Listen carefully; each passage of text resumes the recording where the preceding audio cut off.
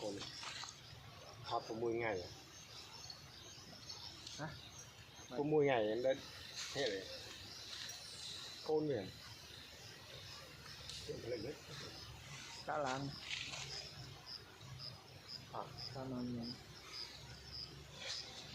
lần nữa đấy còn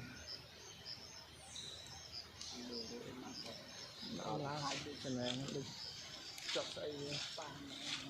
đã được lắm rồi đã lắm đấy không cái này cái đám là đặt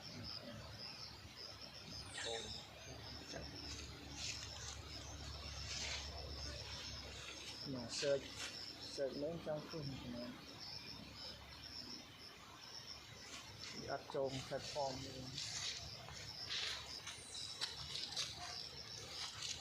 mình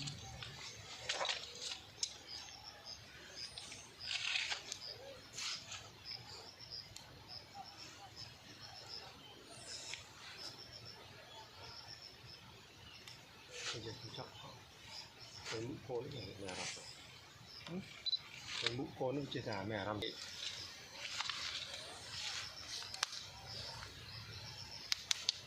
cái gì thọt trắc cái trắc tao nào vậy đó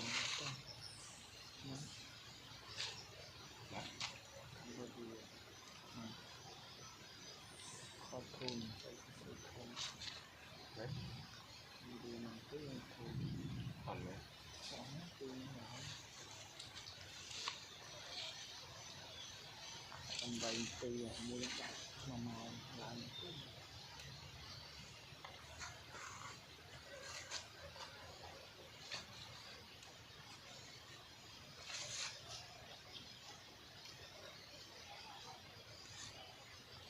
bình này khi mà còn phải gặp thể mà không có lấy ở bên này bạn đọc nhiều